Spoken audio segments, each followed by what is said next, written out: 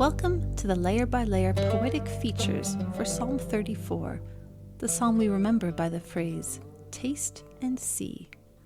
Our goal is to reveal the distinctive beauty and power of the original text of Psalm 34 as the next best thing to knowing Hebrew yourself.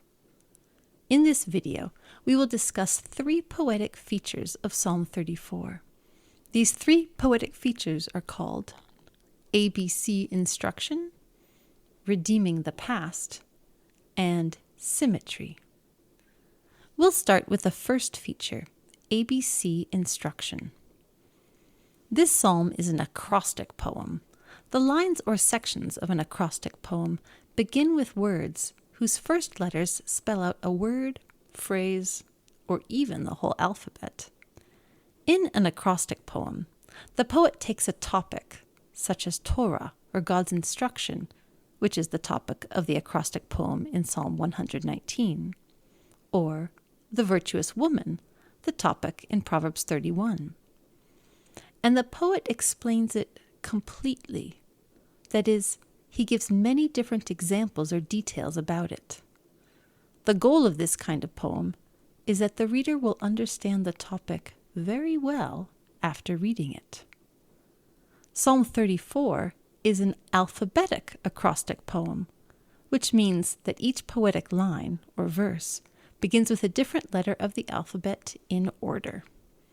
This type of pattern in Psalm 34 is similar to Psalms 9 and 10, Psalm 25, Psalm 37, Psalm 111, Psalm 112, Psalm 119, and Psalm 145, which are also alphabetic acrostic poems. The alphabet can be a symbol of comprehensiveness, meaning that it represents knowing everything that there is to know about a topic. This is like when someone says in English that a person knows something from A to Z. This means a person knows a lot of information about a certain topic. The alphabet is also one of the first things people learn when they are learning to read at the beginning of their education.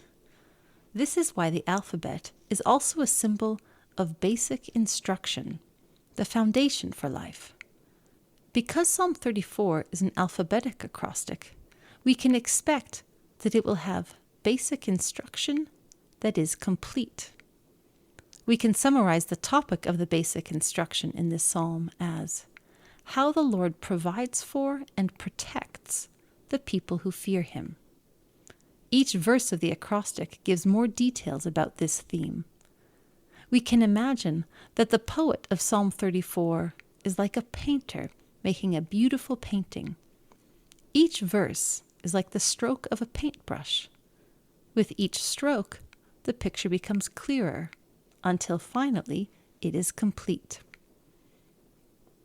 Basic instruction can look like the careful work of a great artist. The details of Psalm 34 show us that the poet of the psalm wants to teach in a way that is beautiful and that will cause people to take action. The Hebrew alphabet has 22 letters. In Psalm 34, if we do not include the superscription, there are 22 verses. There are 2 changes, however, to the normal order of the Hebrew alphabet. There is no verse beginning with Vav, the 6th letter of the alphabet. And there is an additional verse at the end, verse 23, beginning with Pe. Psalm 25 has this same pattern. This tells us that these changes are probably not an accident.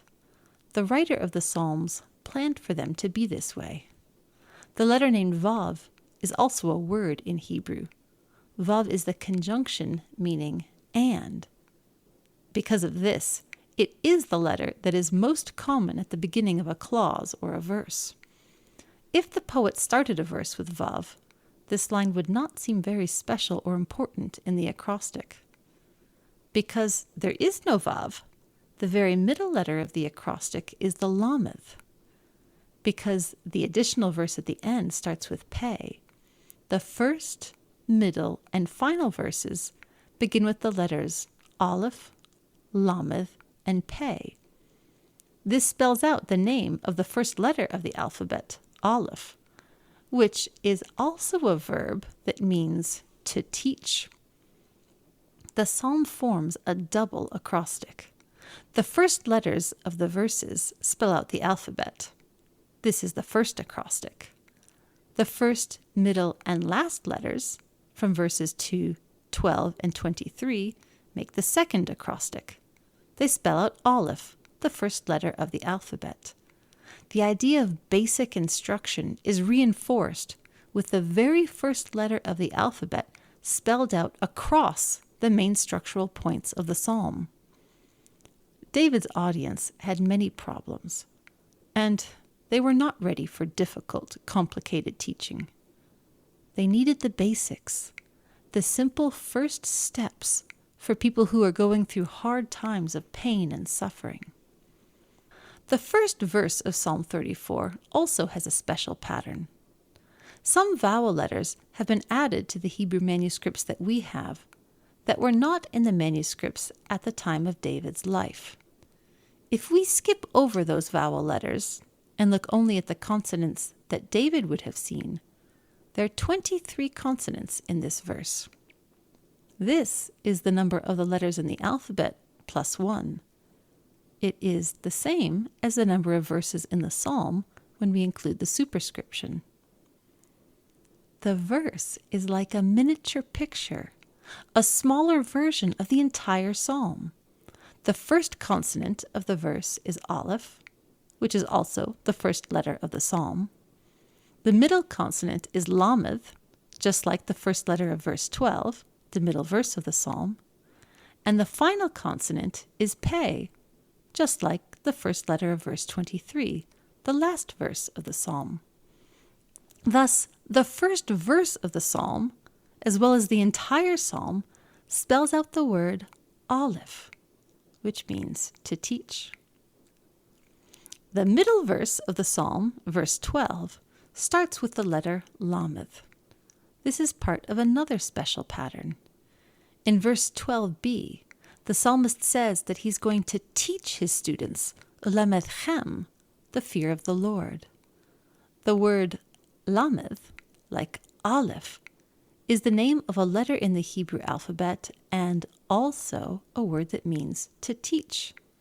The verse that starts with the letter Aleph in verse 1 also spells out the word Aleph, meaning teach, and the verse that starts with the letter Lamed, verse 12, also spells out the word Lamed, another word meaning teach.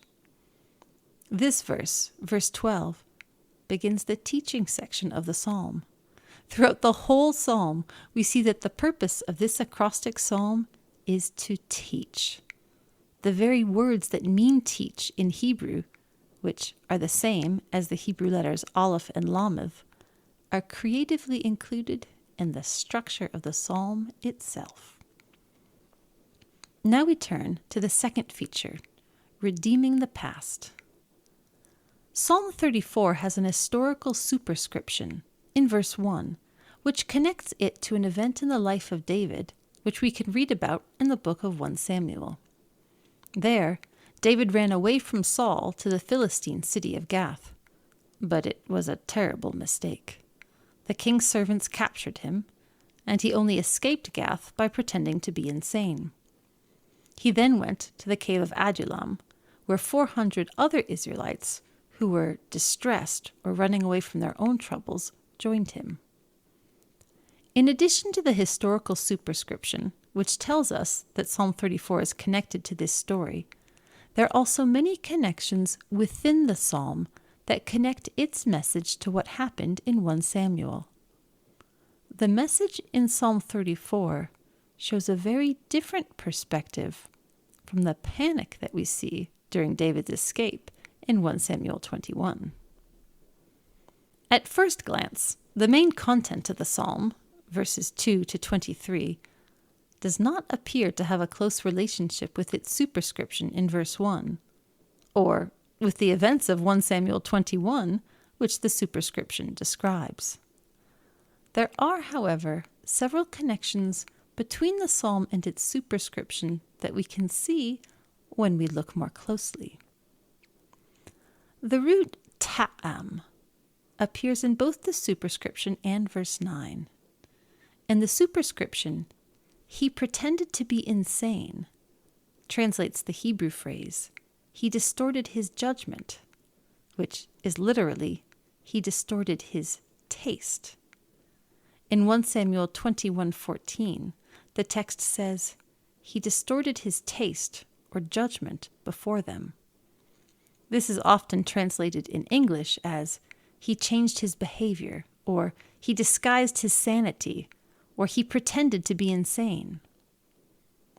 In verse 9, it is the same word used for taste in the phrase, taste and see that the Lord is good. Secondly, the word tithalel in verse 3a means to boast. This word sounds like the word hitholel in 1 Samuel 21:14, which means to pretend to be crazy. This phrase is often translated in English as, he acted like a madman, or he behaved like an insane person.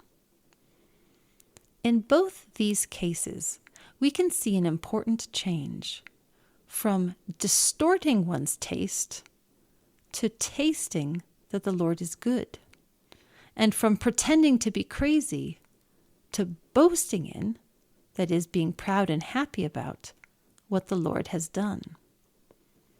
When people are experiencing pain and suffering, they often feel only fear and panic. However, the changes in these verses point to the conclusion of the psalm, which shows a different way of looking at pain and suffering. The Lord redeems his servants' lives.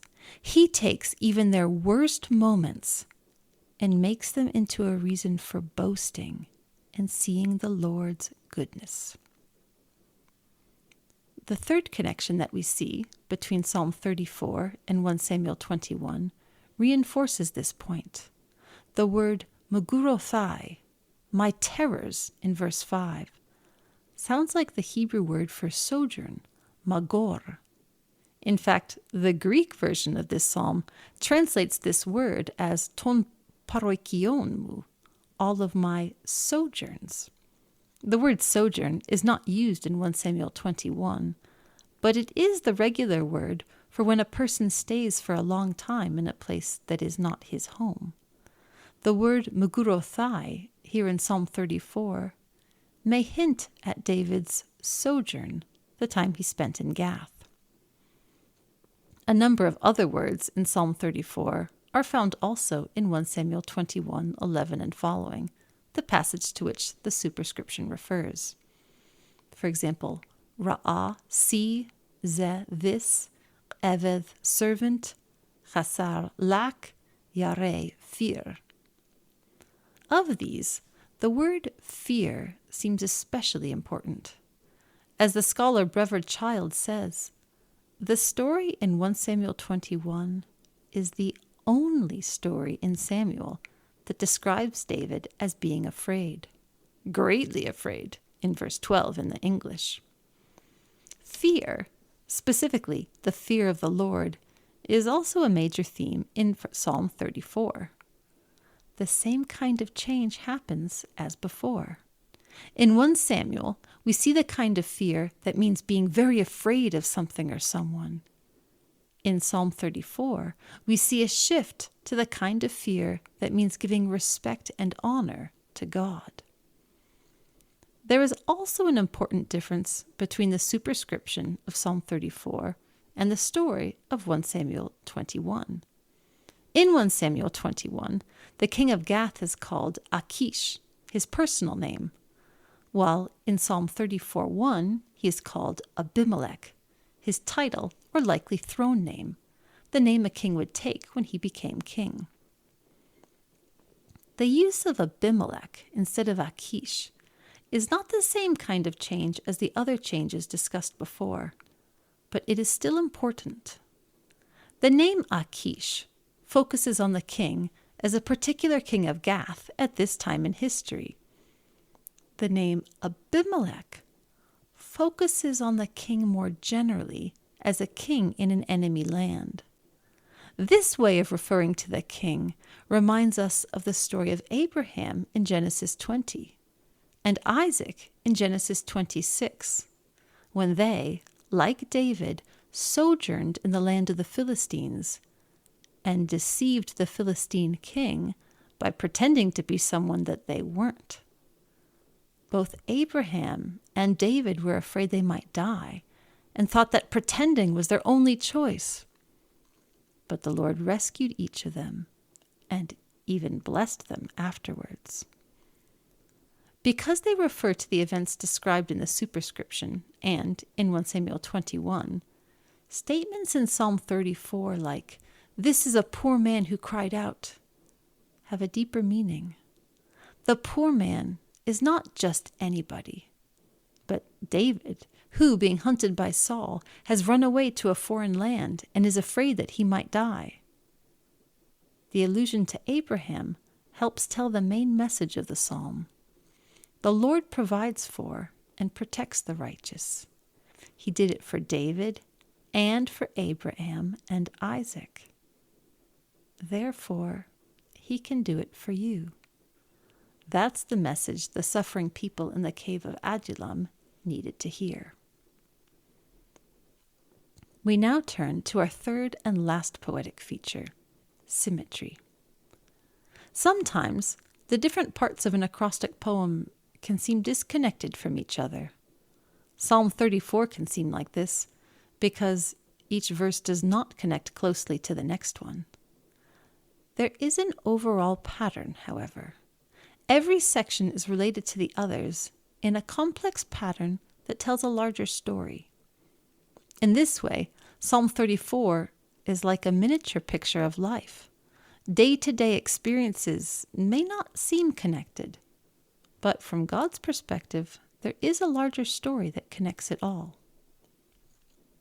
We can see how the many parts of Psalm 34 are connected when we look at repeated words and roots throughout the psalm. The 4 sections in this psalm have a symmetrical arrangement based on the words and roots that repeat in different patterns. Section A is verses 2 to 7, with its mirror image in section A' in verses 16 to 23.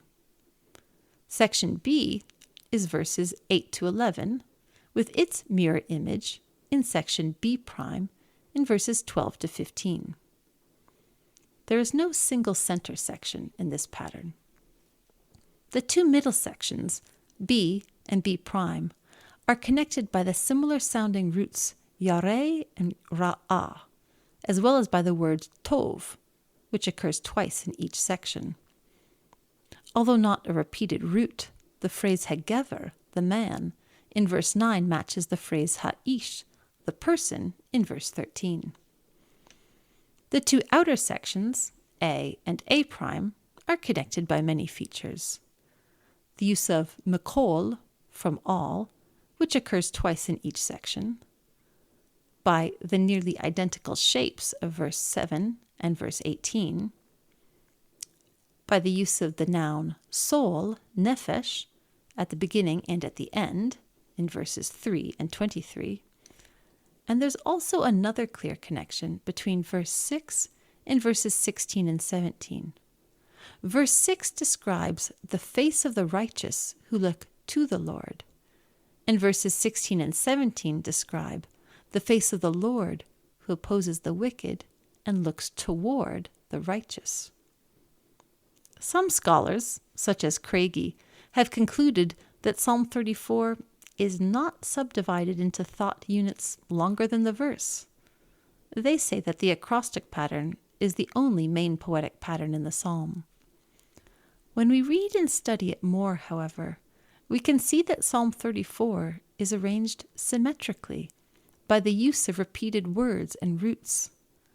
The second part of the psalm, verses 12 to 23, is related to the first part of the psalm, verses 2 to 11, in a way similar to how 2 parallel lines are related to each other. This joins the parts of the psalm and provides a pattern that helps us understand how the different parts of the psalm work together. In verse 3, David says that his soul, nefesh, boasts in the Lord.